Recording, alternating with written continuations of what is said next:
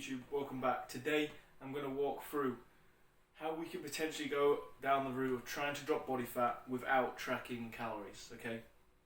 We know tracking calories can be a great tool to use to help the process of dropping body fat. However, for some people, one, it might not be favourable, they might not enjoy it, they might not want to track calories, and two, it might not be realistic. So I'm going to walk you through how we can still go down the route of dropping body fat without tracking calories. If you do like the video, please drop a like. If you've got any questions, please drop them in the comments, I can get back to you. If you haven't already, please do subscribe. Tracking calories isn't essential for fat loss. What tracking calories does do and is good at is that it gives you control over your intake, okay? Now, like I said, tracking calories isn't essential. You're not going to need to track calories to lose body fat, but you are going to need that level, or some level, should I say, of control over your intake, okay? That control over your intake might not necessarily need to come from tracking calories, but it is going to need to come from another method, a method that works for you, that's realistic for you, that you can do consistently over time, that's going to help you with your intake.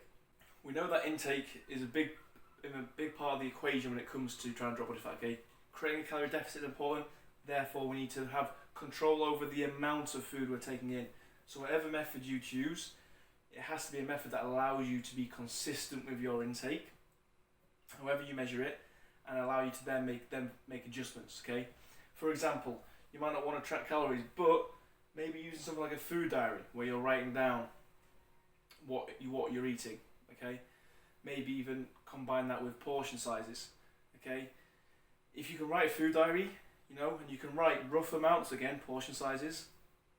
It doesn't mean you have to track numbers, have to track calories, but it gives you an idea of how much you're having, how much you're eating day to day, okay? It'll allow you then to be consistent with how much you're eating. You can see if one day's, massively different to the other, and therefore you can get a rough idea of how much you're taking in. Take portion sizes as an example, like I've just said. You can say you're going to have carb sources that are going to be the size of a closed fist. You can say you're going to have protein sources that are going to be the size of your open palm. You're going to have fat sources that are going to be the size of like an OK sign between your finger and thumb. You can create ways of managing how much you're taking in, and therefore allow you to be consistent without actually tracking numbers, okay? And when you're doing that, when you're being consistent, you can then have a look at what effect that's having on your weight, on your results, on your progress, and then it also makes it easy enough to make adjustments, right? Say across the day you're having 4 fistful portion sizes of carbohydrates, and you've seen from how much you're taking in and your weight that your weight isn't dropping, your weight's stalling. You can remove one of those fist size portion sizes of carbs. That's going to reduce your calories, that's going to bring intake down. You can measure your weight, your progress.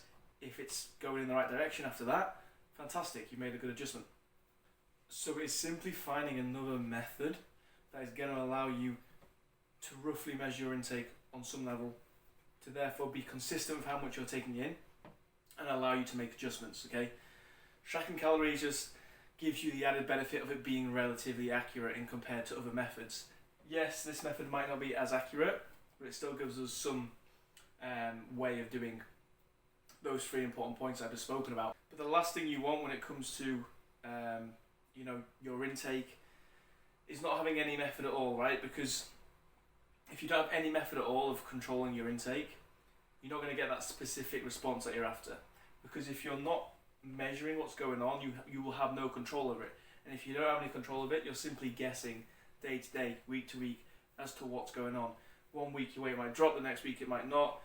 You're going to be confused and frustrated because you're not going to know as to why, because you've not had control over one of the big parts of the equation of creating a calorie deficit. So tracking calories isn't necessary, no. Personally, I think it has a lot of benefits, but it's not necessary. If you're not going to use it though, you need to find another method.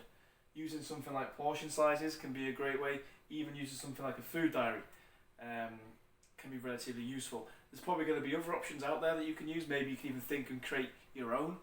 As long as it allows you to measure how much you're taking in, to allow you to then be consistent with your intake, and to allow you to make adjustments, you're going to be good. Hopefully you found this video helpful.